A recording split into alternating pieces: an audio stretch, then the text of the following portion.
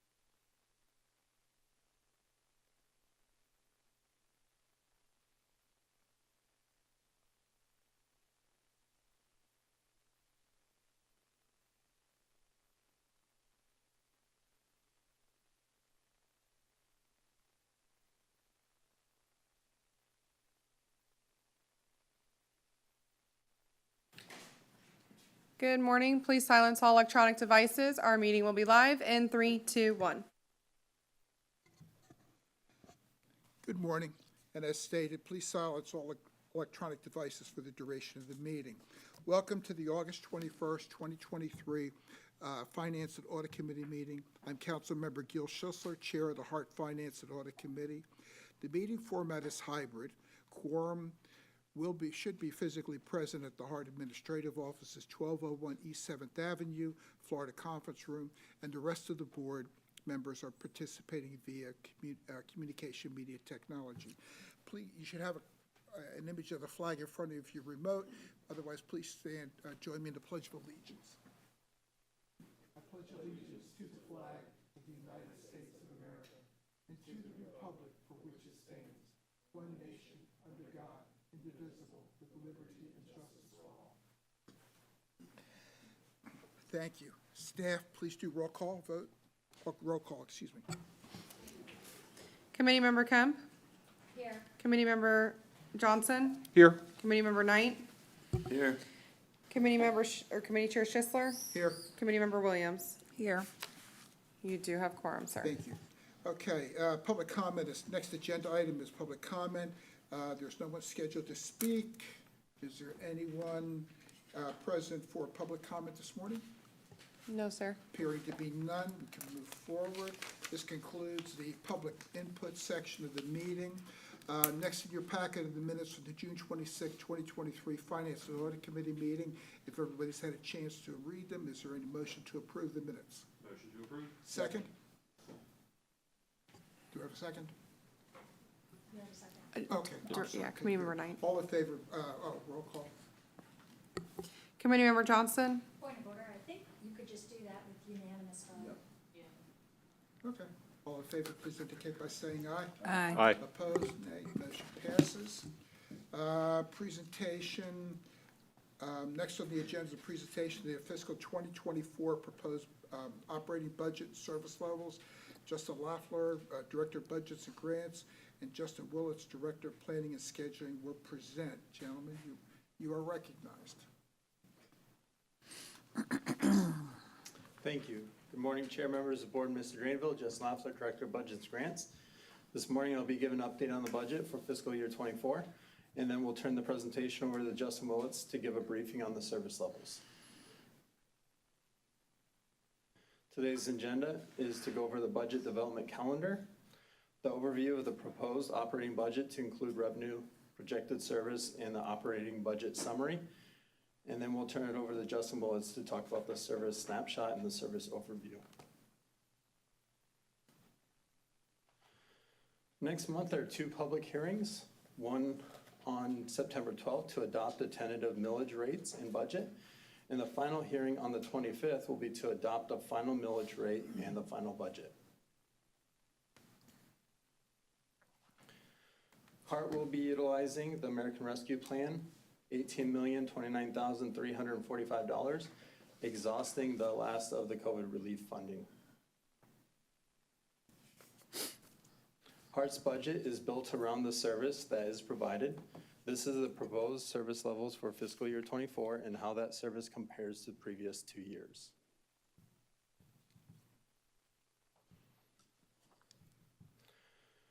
As always, HART presents a balanced budget. Currently, revenues and expenses are budgeted at $108,688,780.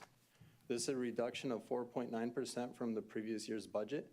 The budget allows us to project a transfer of $18,521,188 to the reserves, with a projected balance in reserves of $35,521,188 at the end of fiscal year '24. This slide is a summary of our expenses. Since last time I presented the budget, we received an update from our broker on the expected healthcare costs for fiscal year '24. Healthcare has increased from the last presentation and is now budgeted at $11,835,919.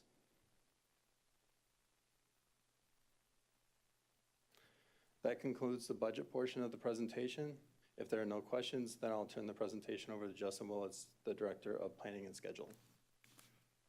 Are there any questions at this point? Appearing to be none. Thank you.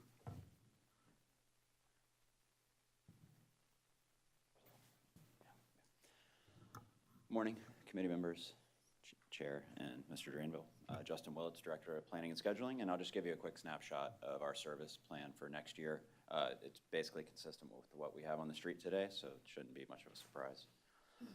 The snapshot includes our fixed route, paratransit, and streetcar, mostly modifying existing resources, vehicles, and operators within the revenue hours that we have on the street today and that we've planned for next year. Some slight adjustments in the morning and evening, and service spans and some frequency tweaks throughout the year is much of what we'll be doing on the planning side. Fixed route, our existing service is color-coded here by frequency, our 15 and 20 minute peak service for the weekday in green and turquoise, and then our 30-minute service in blue, and our hourly service in purple with some peak service shown in red. This just gives you an idea of how many vehicles we have on the street during a 24-hour period, and this is kind of the resources we're working with our constraints, about 100 peak vehicles. So that'll fluctuate a little bit throughout the year depending on operator availability, but our controls for that level of service are really on the revenue hours that you approve as part of the budget. Some of our frequent service routes you might be familiar with, routes 1 and 400 on Florida and Nebraska Avenues in the streetcar. All those carry around 3,000 or more passengers per day and are really successful. That streetcar average is actually 7 days a week, the average of 5,300. The other two less frequent service routes are Route 6 and 34 that also carry around 3,000 people, passenger trips, I'm sorry, not people, but usually one person has 2 trips. Those are the statistics for those. And then across the board, you can see the number of trips we do on each route and some of the on-time performance characteristics associated with them that we'll be looking to improve throughout the year with some adjustments as we do our markups, one of which went live yesterday. And the paratransit numbers, this is the number of vehicles we have on the street on a given weekday, approaching 50 during our peak level of service. And what we've done in the last 6 months or so is kind of squeezed the number of vehicles we have during that peak period from about 6 a.m. till 4 p.m. And then we've started allocating a few more trips to Yellow Cab as they kind of dwindle out in the very early morning and late evening. And then streetcar, we're budgeted to continue with our very frequent service of 12-minute headways on Friday, Saturday, and Sunday from 1 to 9 p.m., which carry the busiest part of our service. And then we run our 15-minute service 7 days a week outside of those times, and that's what we're budgeted for. And that concludes the service presentation. Any questions? Okay, thank you. Any questions for Mr. Willits? Yes, Commissioner Kemp. I don't really have questions so much as I think it's significant and I don't even know how you work this in, but I'll just suggest it for some time in the future. And I think this is good. It gives us a good, fast snapshot. But just in terms of, for instance, the streetcar, I just think it's really important as part of the commentary that we understand that right now there's no charge being made for the streetcar. And maybe the difference, because I know the volumes are different on Friday, Saturday, and Sunday, at least that's what I understand to be the case. I know part of that is probably frequency, but part of it is just regular use, whereas the other fixed routes will be probably, I'm just guessing, but more Monday through Friday frequency. And so I think it might be good to, if there's somehow to build into the models, some information about that as well, because this is finance and because we have expressed this so much. Every other route that we have is where, and this has been brought up at our main meetings, I think, to further explore fare increases. Every other service that we have has a fare associated with it. And I think it might be important to figure out a metric that we start to understand those fares and how much we are subsidizing each of those fares. For instance, as I've understood before, on Route 1, which is our most frequently used route other than the streetcar, that on Route 1, I had heard one time before when this was worked out that the subsidy for HART for each person on Route 1 was something like $4.50 per a customer in terms of our subsidies per customer on that rider. I have no idea, I'm just putting these out to you.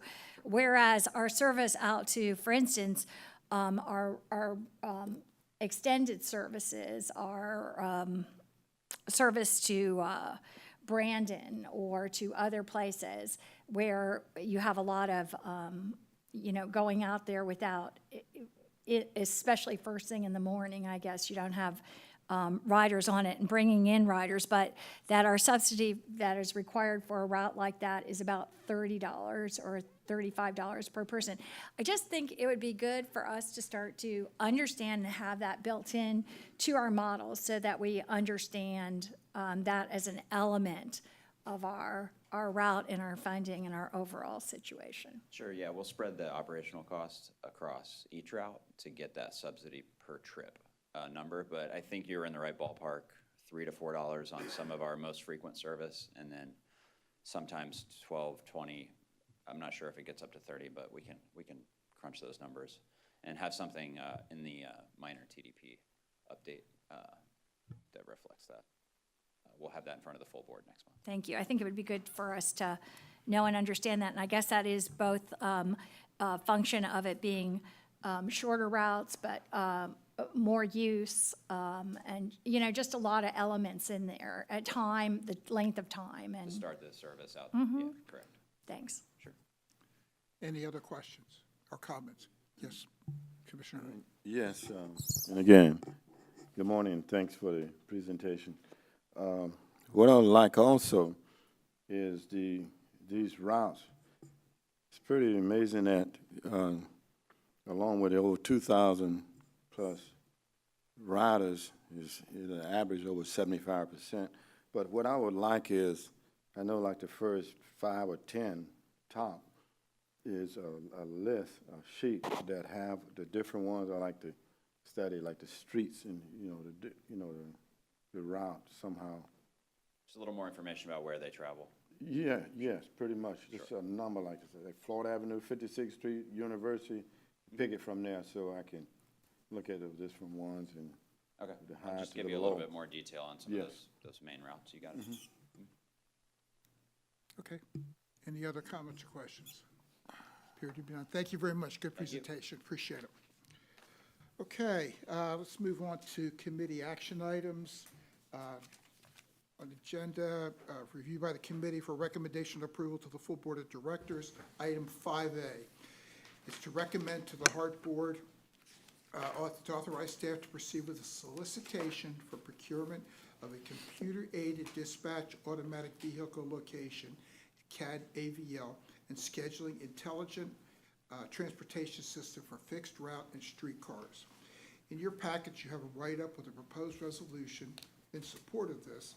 At this point, do committee members have any questions or comments for staff?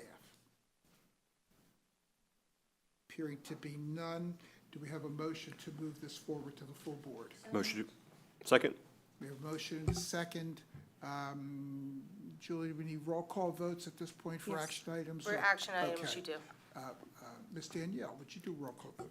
Committee Member Johnson? Yes. Committee Member Kemp? Yes. Committee Member Knight? Yes. Committee Chair Schisler? Yes, Committee Member Williams? Yes. Motion passes unanimously. Thank you. thank you very much.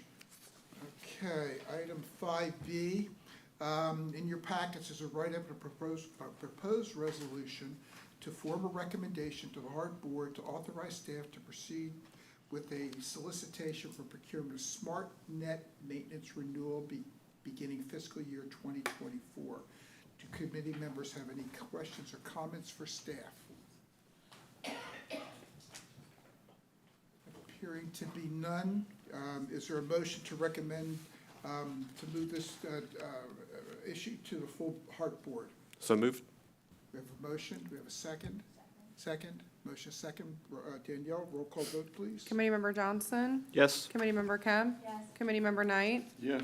Committee Chair Schisler? Yes, Committee Member Williams? Yes. The motion passes unanimously. Thank you. very good, thank you. Next action item is 5C, for the committee to form a recommendation to the HART Board to authorize the interim CEO to execute a modification to the existing contract for HART's network evaluation and comprehensive operational analysis with Nelson Nygaard Consulting Association, also known as, or formerly known as Kinetics Transportation Group, to extend the contract for up to 12 months through September 30th, 2024, an additional $160,000, and increase the not-to-exceed amount to $668,019. In your packet is a write-up with the proposed resolution in support of this item. Do committee members have any questions or comments for staff? Appearing to be none. Is there a- this just, I'm I just sorry. wondered, is this just an extension of the contract? Yes. Okay, thanks. And it's for 12 months through September 30th, 2024. Okay, thanks. Okay, do we have a motion to proceed? I have a question. I'm sorry. Chair Schisler. The increase in when we increase not to exceed $668,000, shall we, is that part of the budget? Yes, we've allocated the funds for that. Okay, so anytime we see that, the budget is already evaluated. Yes. Okay, thank you. Okay, I'll move the item. okay, do we have a second? We have a motion and a second, roll call vote, please. Committee Member Johnson? Yes. Committee Member Kemp? Yes. Committee Member Knight? Yes. Committee Chair Schisler? Yes, Committee Member Williams? Yes. Motion passes unanimously. Thank you. thank you. Let's move on to item 5B. In your packets, there's a write-up and a proposed resolution to form a recommendation to the HART Board to authorize the interim CEO to execute a contract modification for the 5-year option with an end date of March 25th, 2028, to the bus shelter and bench advertising contract with Signal Outdoor Advertising, DBA Insight Street Media. Do members have any questions or comments for staff? Appearing to be none, do we have a motion to recommend to the full board to approve item 5D? Why are we doing that? I mean, let me get a quick catch-up on this one. Mr. Dradeville, do you have any commentary on this? Yeah, so you heard me speak about many times about since I became in this role, I wanted to hold back on most of the contracts going forward to really look at it and have staff really vet out, is it cost efficient or the best option for us? So staff did meet, we did ask for an extension back in June, but staff got together, we met with the company, we figured this is a 5-year offer, it increases our cleaning schedule and increased revenue share during this 5-year option period. So there's currently 23 active benches with advertising in this program. The current monthly average revenue for the shelters and benches is $2,000. So really, we increased our cleaning because most contracts don't add an actual cleaning to the advertising benches. So staff felt like this would be our best option right now to utilize with only having a crew of 14 people in our route maintenance team. So, this is a cleaning contract, not an It's an advertising? advertising with the cleaning option. So currently, that's what we have, but we actually increase the intervals and more maintenance being done to help our internal team. Okay, thank you. Director Johnson. Oh, quick question on the 5-year. Do we typically, you said you did a review of all the contracts, or do we usually have extensions of 5 years for contracts? I mean, I can understand like, maybe 1 or 2-year extensions, but 5 years seems to be a Yes, little more than normally, normal. there wouldn't be a 5-year, but this was in the original contract, the 5-year option to extend for 5 years. But Okay. normally it would be base years, 1-year base. And does that kind of coincide with the company, the other company, as far as both the contracts would end at the same time, or are we gonna be going back and forth like the other contract with, I don't think it actually listed here. But as far as the bench or whoever we have, maybe I'm not reading this the right way. We're not doing anything as far as a separate contract with the other, So we do have a separate advertising contract with bus wraps, so that's different than this contract. okay, but are they coinciding, or are they? So staff is gonna go out for another solicitation, we haven't got that solicitation out, so we could kind of coordinate it in the timeframes, yeah. And I'm not, saying that's what we should do, that was more of a question, so I'm good now. Okay. Do we have a motion? Got a question? Yes. Yeah, also, a little clarification.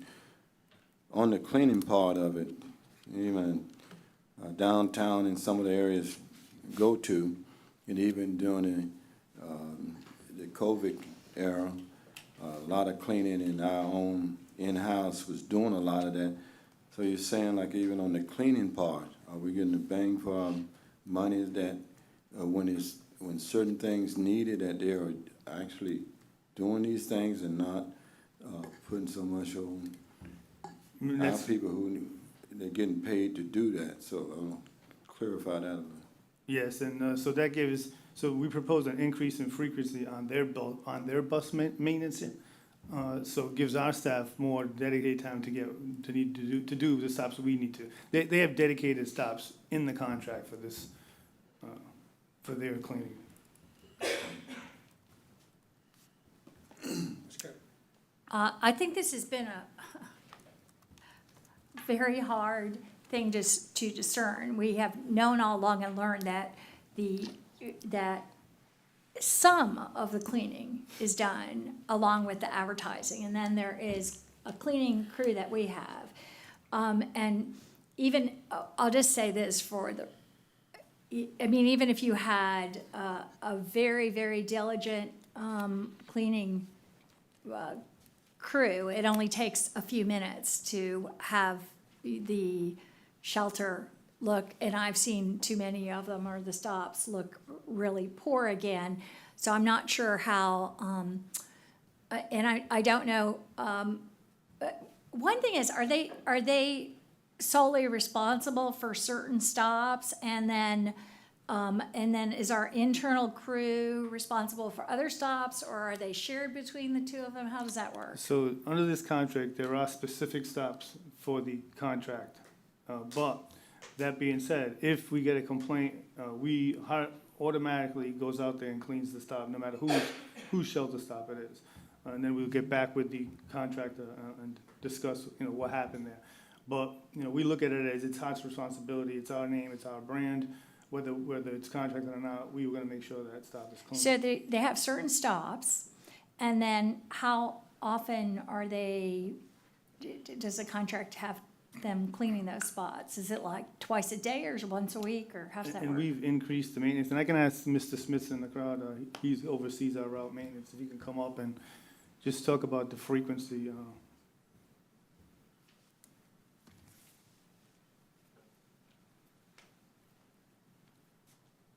morning, Chair, committee members, Mr. Drainville. My name is Dale Smith, Director of Facilities. So when it comes down to the cleaning of the bus stop shelters, the advertising shelters, any shelter that has an advertising panel on it is cleaned by the advertising contractor. Every shelter is attempted to be cleaned once a week. That is our goal. Our in-house staff knows that that really doesn't work. So we've created hot spots where we go out and clean those sometimes several times a day. But when our patrons are riding the bus and they see a stop that isn't up to our standards and they complain, we're gonna send our crew out there. We'll contact the advertiser first to see if they're in that area, but typically they just do some regional cleaning. If they may be in Brandon one day or South Tampa one day. But we'll send our staff out immediately to get it up to standards to make sure that it's clean for our patrons to continue riding that day. So so typically though, the expectation is just once a week. Once a week. Okay. And they are assigned certain stops, but I can't imagine that. I mean, the ones that I see more often are in the city and they have ads. So you're saying every one of those, they're responsible for once a week? That's correct. Okay, because that would seem incredibly inadequate. I would think that we'd have to be, doing our own cleaning in addition, so that they wouldn't be solely responsible. I can't imagine at one time a week. I just can't imagine very many stops holding up for that long, even under the best of circumstances. So that's interesting to know. I've had issues with these contracts, and I've talked to Mr. Drainville, I talked to through the other CEOs with this as well, that, these contracts have been unreasonably long relative to others, because then there's like little enforcement power, if you have it 5 years. And actually, the ones that we had in the past, were they like something like 15 years, I think? Yeah. And so I was glad to see that this was like 5 years instead of 15. And, I find that just that the extension is 5 years, like, it would just, I would rather have these be like the typical contract of 3 years and then a 2-year option each time, or a 1 year and 1 year, whatever, if, performance was good. But when we, gosh, when you have an expectation of just once a week, and I understand that this is what, is industry standard, I guess, in terms of this. And I know that we're not in a great position in that we don't have the available staff or resources to be cleaning as often as we like, and we're working on that. I'll just, I don't know if there's a way to do a 3-year with 1 year and 1 year, if that would be possible, Mr. Drainville? I would have to ask Ms. Sickerfoos. I believe the 5-year option is an extension of the current contract.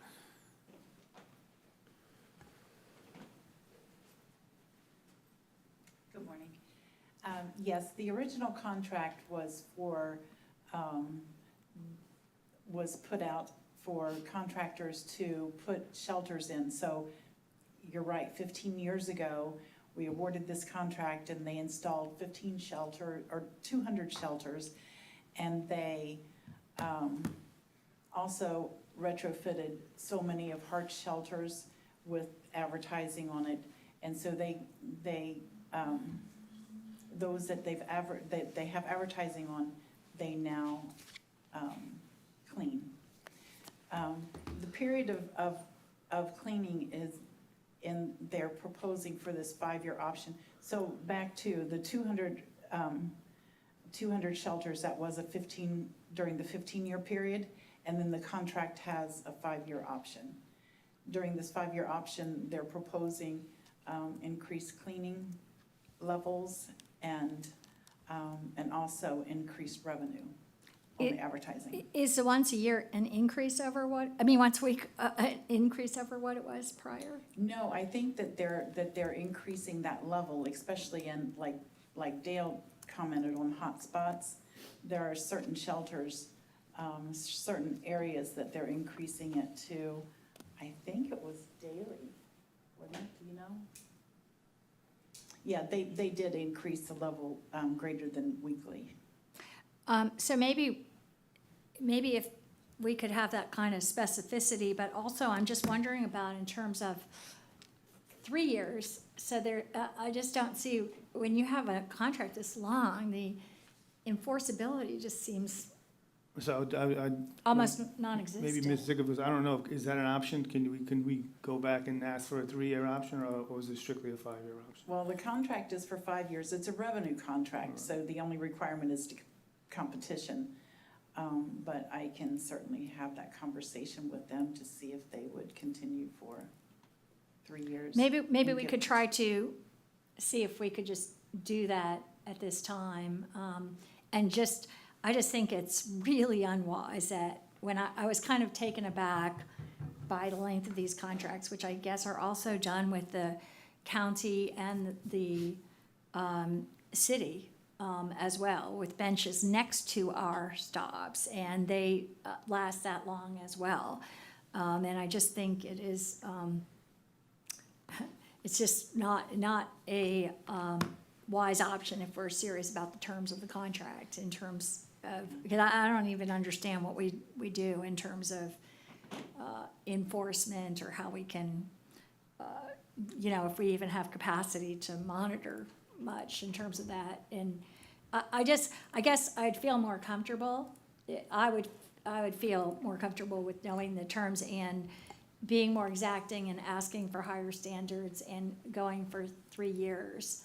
And seeing if we could do that, since it really has been a real problem.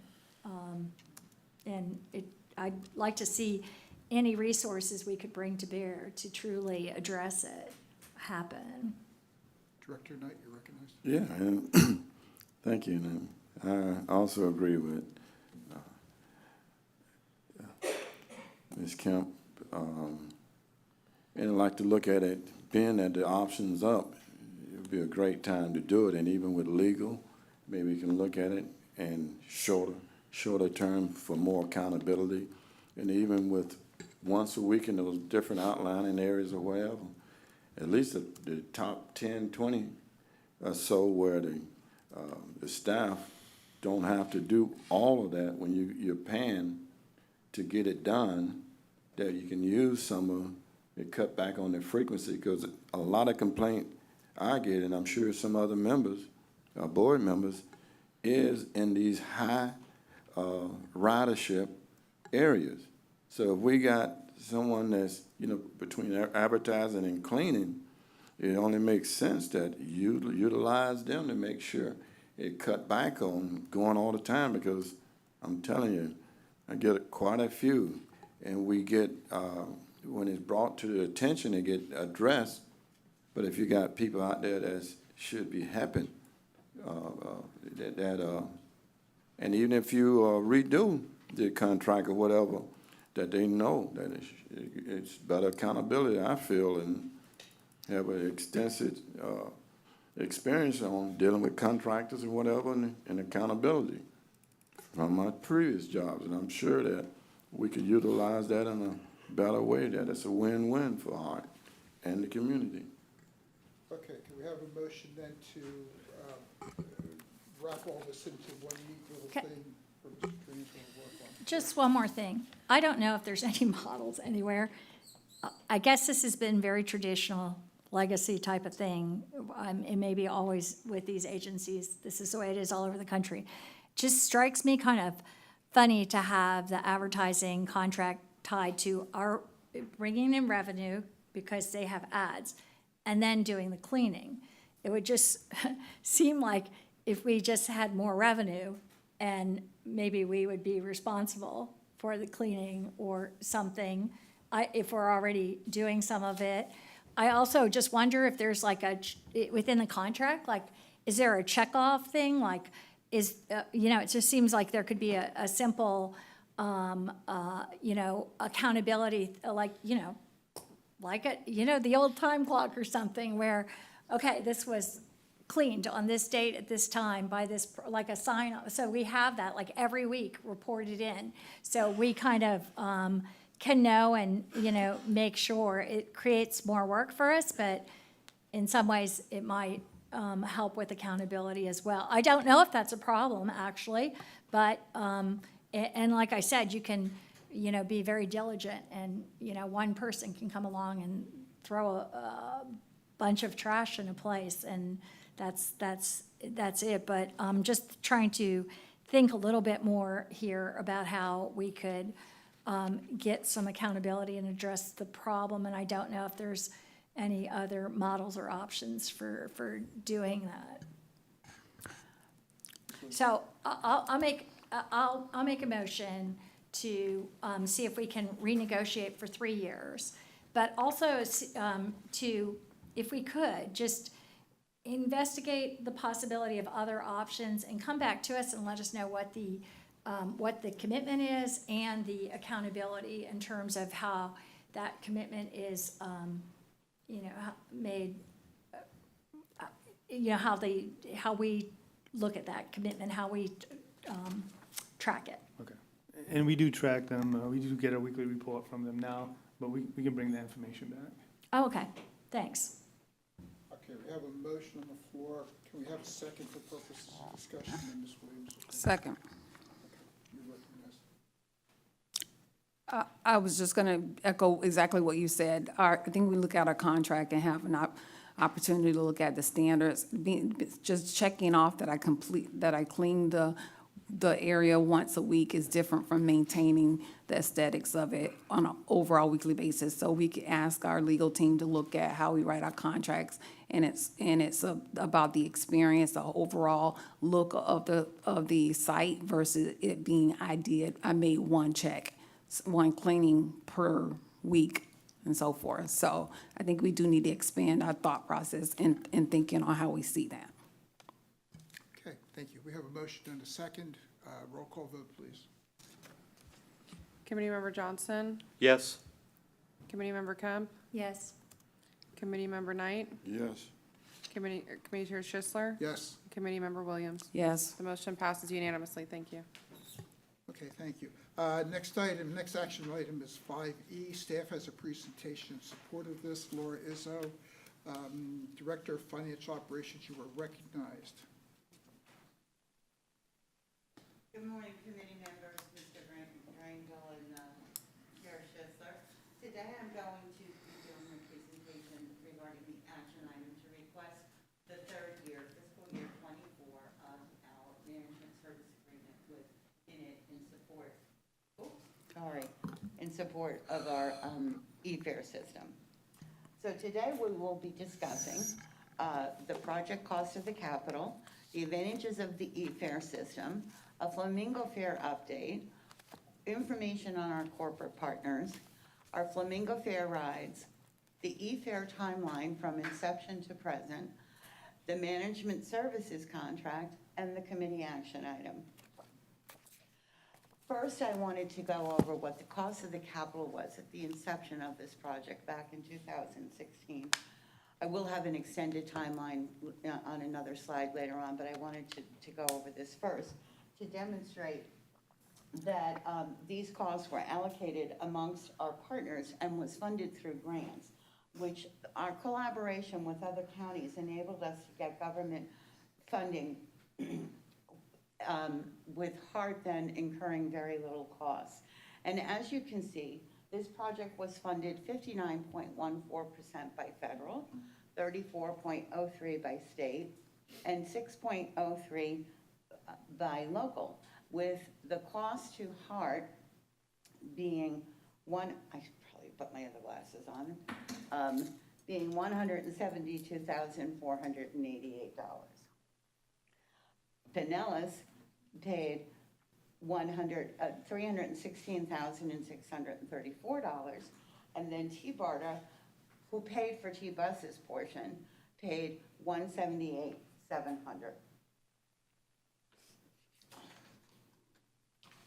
There are many advantages of the e-fare system, which is why we opted to go with this back in 2016. Transit agencies invest and procure an automated fare collection system because at the center of them, there is a high customer satisfaction, reduced dwell times, and the introduction of self-service options such as mobile pay, such as mobile apps and websites for reloading the transit accounts. Other advantages for the transit agencies include reduced cash handling, reduced maintenance, and reduced customer traffic at our transit customer offices. And in addition, a fare collection system with regional partners can make transfers seamless for our riders. And the right fare is collected every time, as well as e-fares is a safer way to pay. This is an update on our Flamingo fare system. It was publicly launched January 2021. Since then, in total, for all of our authorities, 56,000 cards have been issued, 352,000 mobile cards have been provisioned to smartphones, and there has been 9 million rides on Flamingo. HART's current adoption rate is 22%. 16 out of 35 corporate partners have converted to Flamingo as well. Whoops. Okay, so here's some additional information on our corporate riders. In corporate partners, in fiscal year 2022, we had total rides of 417,000. Through July fiscal year 23, we have 383,000 rides. That comes out to about 42,000 rides monthly, which if you extrapolate that to the year end, it'll be about 500,000 rides. Our corporate accounts provide fares to different riders, such as their employees, the low income, and the disabled. Based on volume, our main partner is the Sunshine Line, which is a Hillsborough County service. And our top route is Route 1, Florida Avenue. Through July of 2023, corporate partners have accounted for 30% of the total rides. And if you look at the pie chart, as it relates to fares, 62% of the corporate riders ride with a discounted fare. This slide represents the total ride activity for Flamingo fares for the period of December 2022 through June 2023. It also reflects our corporate partner rides as a percentage of the total rides, as well as a portion of the rides that are utilizing the open payment system. And to further expand upon open payments, it's a payment method that enables a rider to use a contactless payment method such as Apple or Samsung Pay, or use their own personal bank card versus the need for a separate Flamingo Fares plastic card that they carry in their wallet. Open payments was first introduced in December of 2022, and the utilization of this system over the past 6 months has consistently risen month over month. In the month of June, there were 13,709 open transaction payments, which represents 9.7% of our total sales. And based on the simplicity and the convenience of open payments, the trend of increased usage is expected to continue. This is the timeline of the e-fare system from inception through present. The original contract to purchase was done via a board resolution on February 26, 2016. The equipment went into service March 2020. Our open payments were implemented September 2020.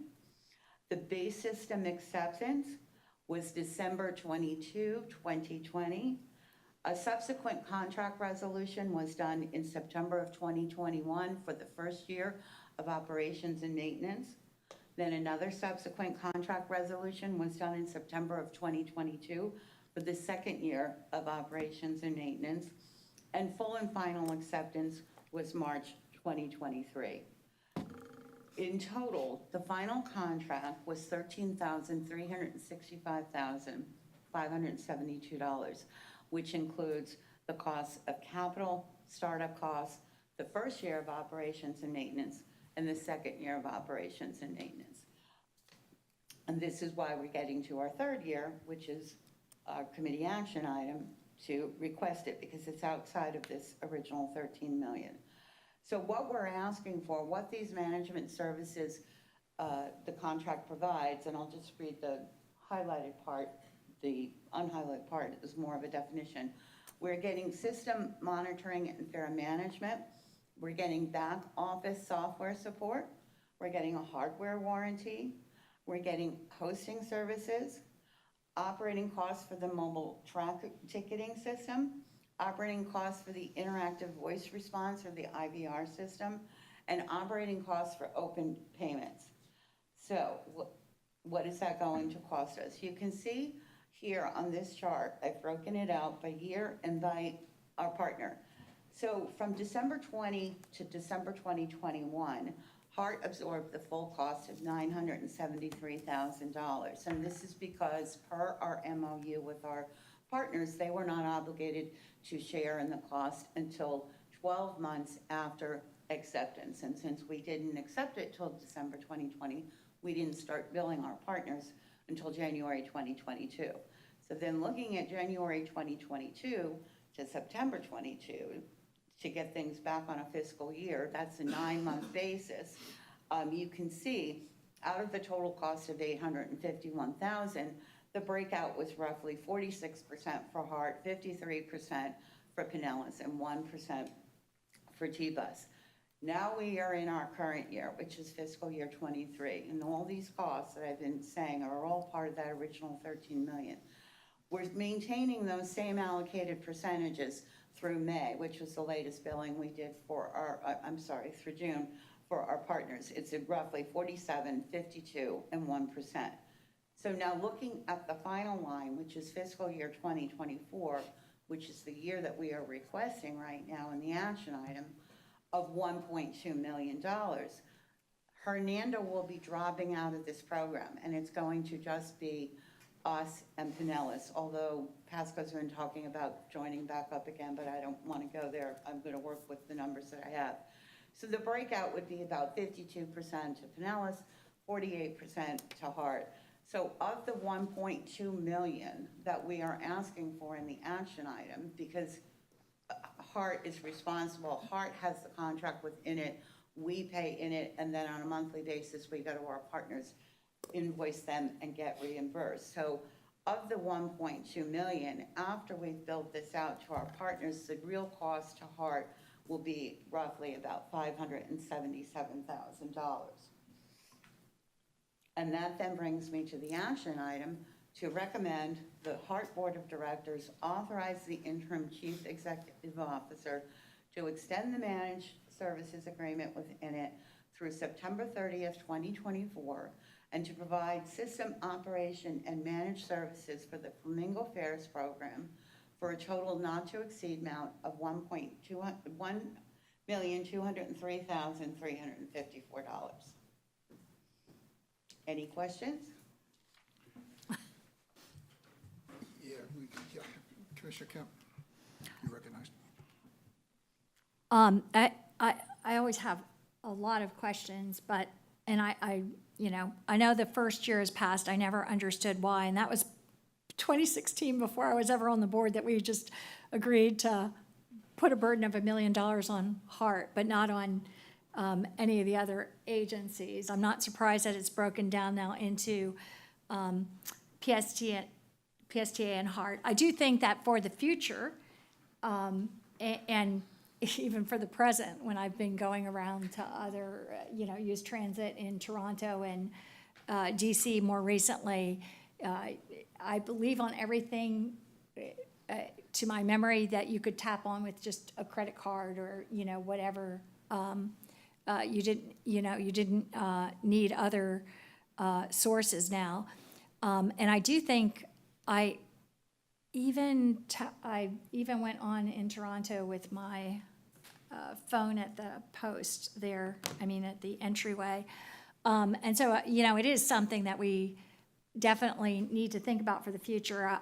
The development of Flamingo was always very frustrating to me. I guess it was being paid for totally by FDOT over the years, and the development was very belabored, and I was not having a lot of confidence in the developer for the system, and I guess I'm curious when I see other systems that are up and operating at a much more sophisticated level. It just is like about using those instead. We do have some issues here because we don't have the ridership. We don't have the subway or bus systems of other places with the access there. So I think we need to do this in the future. Just a couple things is one, I want to continue to, I think we have to continue to monitor our share of what's being paid for this contract and that it's working well. It seems to have gotten more of the kinks out of it. I will say I am very concerned in terms of our usage for those who don't have access to a smartphone, and how it works with the smartphone or to an account that has a debit card, for instance. And so I'll say as we move further, I'm concerned about that and having access to buying a tap-in card, how you add service to a card if you have the card. All those things I think are things that we do have to still think about. It'd be easier not to. But I do have those concerns. If I can just address a couple of your concerns, and I'm going to allow Emmanuel to elaborate also. As far as being state-of-the-art, we are still state-of-the-art. Emmanuel does attend the conferences and is very well aware of what's out there, so it is still on the cutting edge and ahead of everybody else. As far as the contract, our operations and maintenance costs on an annual basis, it is currently in the MSA with them at $1.2 million. That is subject to negotiation, and Kathy and Emmanuel are both constantly working with our vendor, tracking some of these things are variable based on usage, and we're making sure that those quoted usage rates are historically accurate and correctly projected for the coming year.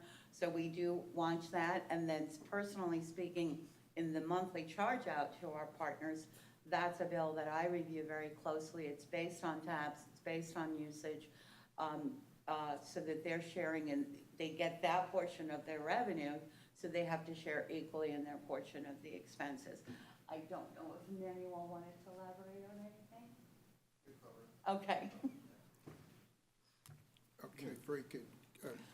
Yeah. Director Knight. Thank you for the presentation.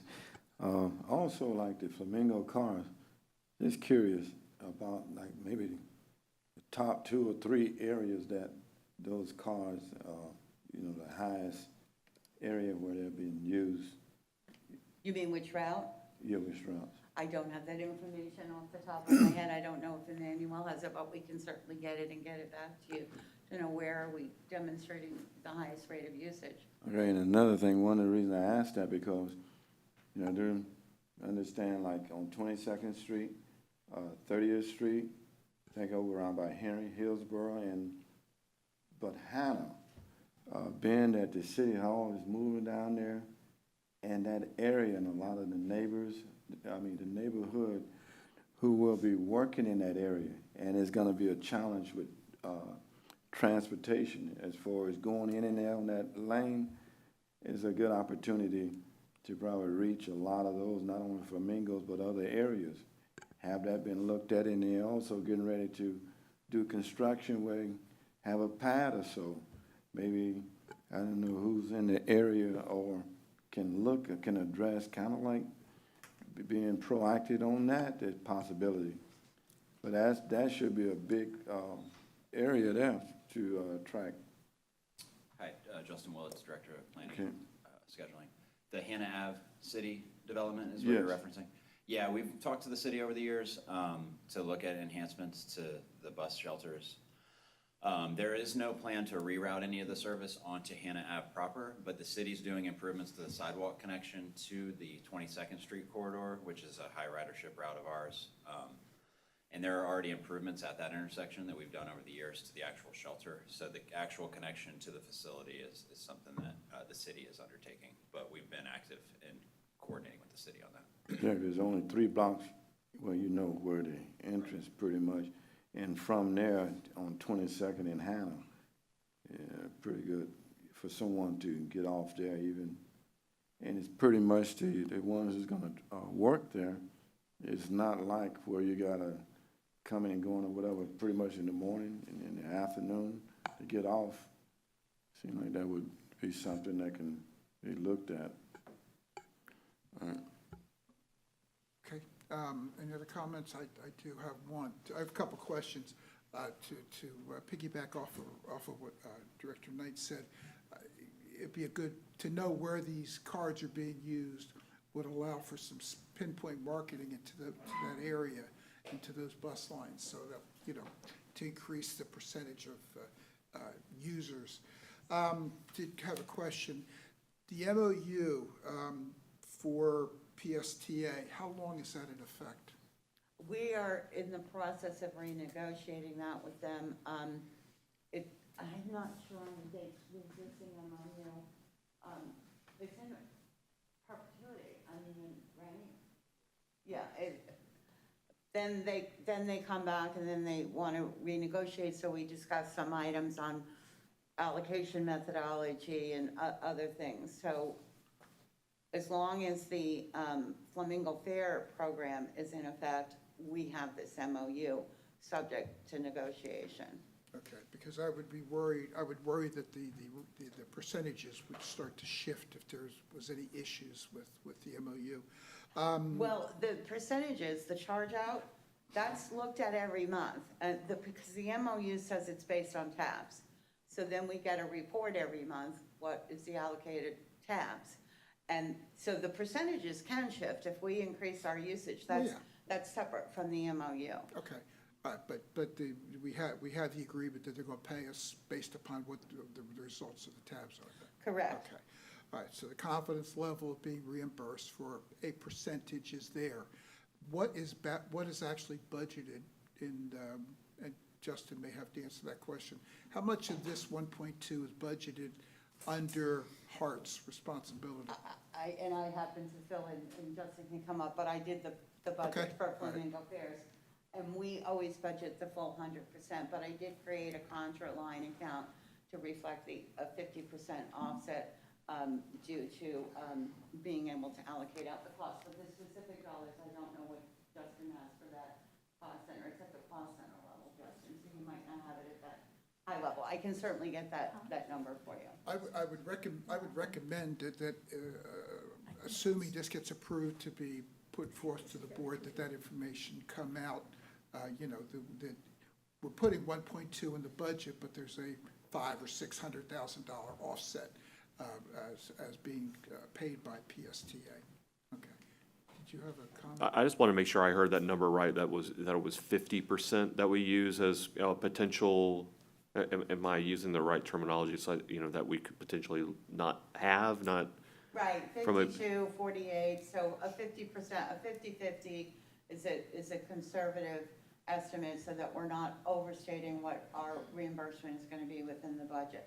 And I did those numbers a few months ago, so I don't remember them offhand, what the gross amount was and what the contra amount was, but I'll certainly be able to get those for you.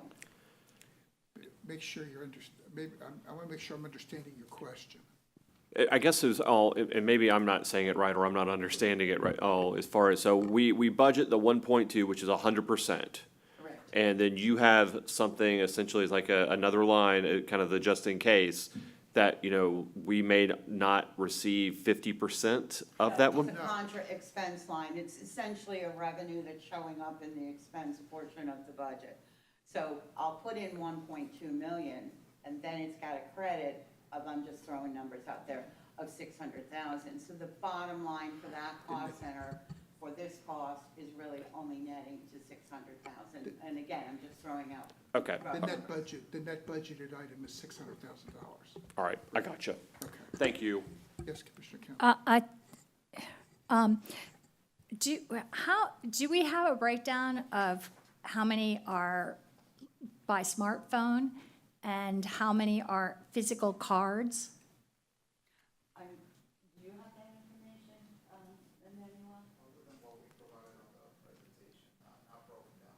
Because I think that would be valuable, and I'd like to know as well. I thought it was good to understand the routes that it's being used on. I think we should be tracking this in terms of, our ridership and accessibility and things like that. But I'm wondering about the cards and every place that they're sold at, or how people can acquire them, and how people can add value, how they go to add value. I think that would be good to know as well. Morning, committee member, Mr. Drainville. My name is Emmanuel Nunez, manager of retail sales here at HART. And to answer your question, Ms. Camp, currently we have different sales channels. So we have our website, we have our mobile app, we have also our open payment. So that way you could use your own debit credit cards that it is provided to you by any issuer. Also, we have our transit centers. So we have those available, and then we have our RVR system. We could also provide those refills. In addition to all that, we have also our third-party corporate partners. We have Sunshine Line, we have Children's Board, we have also employee accounts through either a Casper company or something like that. So that way, we're also have a network of distributing those particular cards. In addition to that, if they want to use their own mobile app, they can use that. And I just, the reason the reason is probably obvious that I have concerns, but I mean, usually if you live in another place and you need to buy cards, you have a subway, you have a big transit station. I mean, we have that, but it's limited by the limitations we have in our transit system for access to those kinds of cards. And, you can just put it in and put more value on it right there at that place. I think they originally tried to do that with the shelters that were built on Florida Avenue. What they deemed to be some kind of BRT system, and I think that those were, they wanted to have machines in there that didn't work here because of the humidity, I understood years ago, that was an issue, the outdoor part of it. So it's all in way of making sure that if someone, wants to use our system and how they can get access and where that access is, because certainly it would, people are used to using it elsewhere, and it would be something for us to move into, but I'm concerned about people that might be left behind. Okay, thank you. I think the bottom line is that we need a little more information. I'm going to ask for a motion to move this forward to the board, but in your board presentation, I would bring some additional information as to what the net budget impact is, make sure everybody understands the MOU is binding, at least, and how it's calculated on a going basis, as well as the potential marketing implications or marketing efforts that could be expanded upon to broaden the usage and make it more effective out with the public. So with all of that. So moved. I'll move the item. We have a motion on the floor. Can we have a second for discussion? Second. Okay. Director Knight? No, I just want to make sure that in that meeting, the full board, that these things, that they're going to do a presentation right there. Okay. That's why I wanted to loop all that Thank together, you. so that they're, this is the committee to flush out what more you need to bring to the board. So that works out perfectly. You have a motion and a second. Ms. Danielle? Committee Member Johnson? Yes. Committee Member Kemp? Yes. Committee Member Knight? Yes. Committee Chair Schisler? Yes. Committee Member Williams? Yes. The motion passes unanimously. Thank you. Okay, very good. Thank you. That's all the action items. I hope we can still keep everybody that, I know it's afternoon, but discussion item 6A, to recommend to the Board of Directors upon review and consideration of the committee discussion item as well as the recommendations of the board's general counsel, take action as it relates to the real property owned by HART and located in Temple Terrace, Hillsborough County, Florida. This is brought to the committee's review on request from the board members. The write-up is in the package, provides an overview, talks about the current usage and maintenance of the property. There's also a copy of the agreement from with Temple Terrace and recommendation and next steps for the HART General Counsel to provide a recommendation at the September board meeting. Wow. Does committee members have any questions or comments? Yes. Yeah, I'm sorry, Commissioner Kemp. So this isn't for us to go over it, it's for us to refer it to council for a recommendation? Well, I'm not really, there was a lot of word salad here, so I apologize. I mean, maybe, Yeah, And I'll ask Ms. Bailey to come up and clarify. Good morning again. Okay, so there is an agreement, a 1985 agreement with Temple Terrace, but based on the language in the agreement, I am asking that you get the recommendation from your council with respect to several things, one of them being the voidability, validity of the agreement in light of the fact that the agreement was in fact recorded, though there's a provision that said that it should not be recorded, and if recorded is therefore void. I also wanted you to elicit a recommendation or opinion as it relates to the effect of HART's current usage on the agreement, as well as the validity or enforceability of the City of Temple Terrace attempt to seek the exercise to exercise its use of an option to purchase the property. Now, HART has not listed this property for sale, but the City of Temple Terrace is under the impression that we have abandoned the property. Definitely not HART's position. Just for some back history with respect to this property, we acquired this property back in 1985. The City of Temple Terrace contributed about a fourth of that purchase price, about $22,000.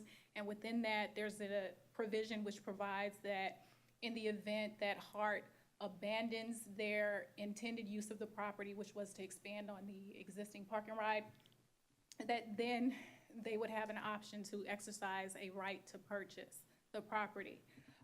So before you can move forward and make a decision, I am asking that you elicit some kind of an opinion from your board counsel with respect to the points that I've outlined. If I could expand on that, I think what I'm hearing is in-house counsel is requesting a motion out of this committee to ask general counsel to review and solicit an opinion. That opinion will then be on, then we'll have a further discussion at your regular board agenda as to the issues that have been brought up today. And I think that's probably an appropriate way for us to proceed forward, so that way we can take a look at it, we can have an internal conversation, and we can bring back an opinion to you at your next full agenda meeting. okay, that clarifies it quite a bit. right. Go ahead, I'm sorry, Ms. Kemp. It's just that I would think that most definitely, I mean, I guess in all a caution, you have brought us to it at this.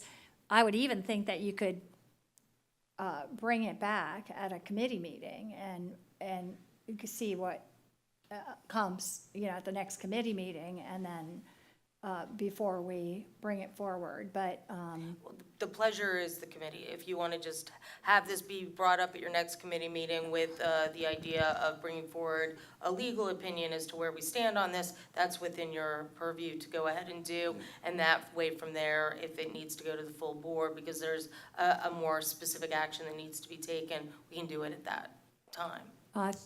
I'll make a motion to do that, to bring. Second. I have some other questions. Did you have a question, Mike? I was just going to ask, are we on any type of timetable with this specific property that we're discussing? I thought there was some sense of urgency with it before. Well, if I could offer some clarification to some of it, but Director Nick, did you have a question, comment? Pretty much in line with Director Kemp, that we get all the information and come back to the committee. I don't think should even consider right now going to the full board. All right, if I could offer some internal insight through Temple Terrace. other than the fact that we really we need the property for some projects that we're working on, and the fact that, or the assumption that HART had more or less abandoned is sound too draconian, but we're using it anymore and it was excess surplus property. There hasn't been the 275X there in a long time. Signs are down, the bus shelter's down that was occupied for that. So that was the assumption that initiated our request to exercise. I'm a little fuzzy on the recording issue. That's the first I've heard of this.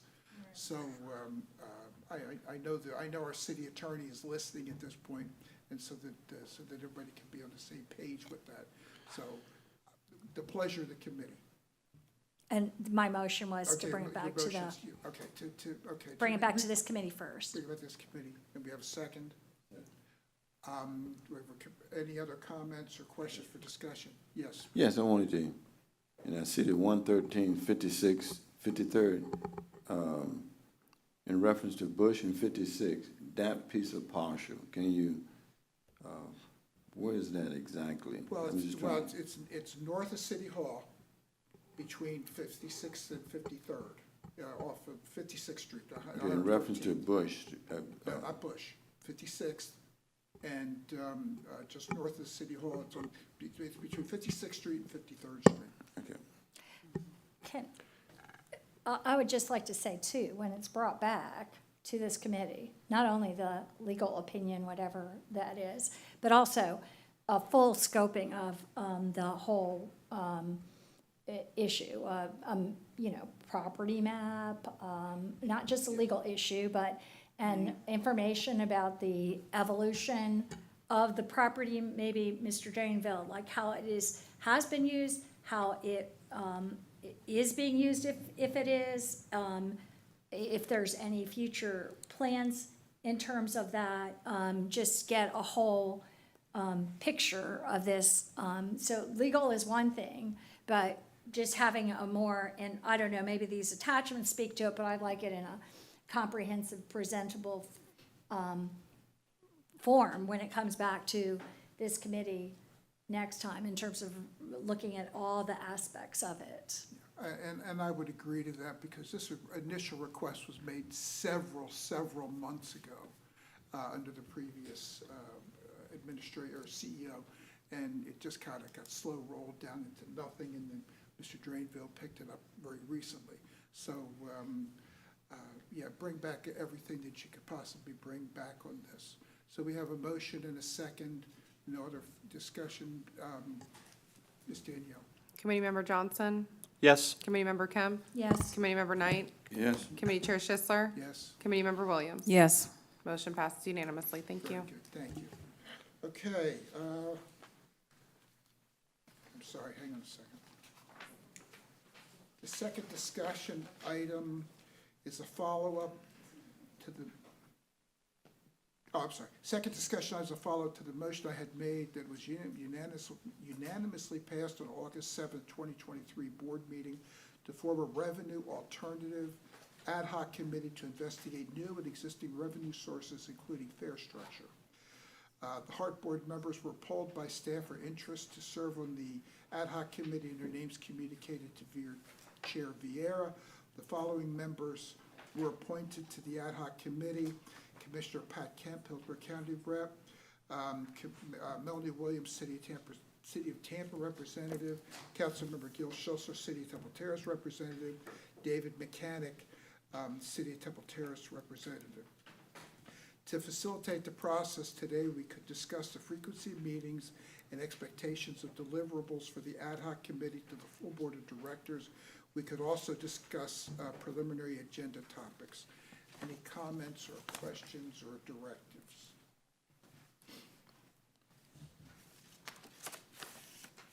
I don't see anybody. I just recommend if staff can provide us a status of our current revenue options in the 2024 budget. I know Justin has done a fabulous job at making sure we understand what was in 22, 23, and then 24. So I want to recognize that. And if there's an opportunity to share with us where we are doing well, where we have gaps, and where we have opportunities. Maybe that's a good starting point for us to socialize us and the next steps for opportunities. And then if staff could probably recommend a few options, and then we take that and go from there. That would be maybe the initial start from my recommendation. Agreed. We'll need that for the absolute first meeting so we can discuss that. Yes, I think there's, well, for one thing, we could just look at Flamingo, for one, just cost, benefit, effectiveness, whatever. But two, look at our other fairs and have them be relative, compare them, see what they do in terms of, as I understand, the more ridership, I keep hearing this, has higher reimbursements by the FTA. And so I would like to understand that balance. I would like to understand our budget allocations are pretty, I think it's not very well understood that every time I ask for it, about 1/6 of our budget is spent on transportation disadvantage, and I don't think people recognize that. I think we should understand that and fee impacts and costs relative to that, because we have quite an expansive area to serve. We have the Sunshine Line serving secondly. And, you know, I think we would certainly have, I don't know, I heard a figure saying that I didn't know, I didn't get a chance to really look at it, but saying we were getting about 8% reimbursement, and I've always been told about 12% in terms of fair contribution to our budget, which is utterly, as I understand it, because I've asked many times across the country, utterly and absolutely on par with what the national, what other transit agencies do all over the country, but for the huge outlier, New York. And so I think it's good for us to understand all those factors. And then in terms of, I guess exploring, and I've been, what other options we might have to bring money to the agency, and what economies, if there are any, or what balancing we might look at in terms of services under our current budget. Well, to that point, this is why I recommended at the last meeting that we establish this. We talked about it for years. We know we need more funding, and staff is doing everything they can during just normal operating hours, so that we need to use our expertise and do our jobs and help them come up with some new things.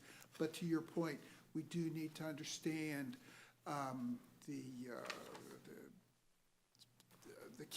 kickback's not the right word, but the extra allocations based upon rider usage and so forth, which I have no idea what that is. I might say, I'm sorry. So to that point, I think many of these issues we'll be able to further address at our first meeting, to set guidelines and parameters of where we want to be. But to everybody's point, if we could come with some information to that first setup, that would be advantageous. Commissioner Kemp. I think it's also that would be a place to process and look at what I mentioned earlier, which was kind of like the subsidized costs of different routes, like Route 1 or Route 2 or some of the express routes, and look at those also as a measure of how we do, because, some routes are costing us a lot more money. We should just be aware of that, I think, in terms of our ridership. There's choices to be made about that, but I think that should definitely be part of our process. Mr. Drainville, has staff been allocated to the ad hoc committee? Who's been allocated? Do you know? I don't believe so, not yet. Okay, make sure, I guess we should make sure that Mr. Willits is there also for service levels. Absolutely. Mr. Knight. Yes, I didn't in the beginning, but if possible, would consider adding, if it's not too late, add myself on that ad hoc help out. I don't mind. I think that is a request that needs to go to Chair Vieira, as he has Okay. authority under the board policies to assign to these committees. I doubt there'd be an issue, but we need to follow the protocol, that's all. Okay. One question from staff is, how often do you believe these meetings are necessary? Or do you want to make that decision at your first meeting? I would think that initially, maybe on a monthly basis, you know, the first meeting, we could bring in, establish the ground rules, the preliminary data so that we can digest it, and then any requests from staff to come back at the subsequent next monthly meeting, if that's acceptable to everybody. And as we go down the line, as we start to identify, it may take more time between the meetings to get the information that we need so that we can come up with recommendations to the full board. I would like to see us, I know this might be pie in the sky, I'd like to see us be able to have some recommendations by calendar year end so that we can at least be working towards something.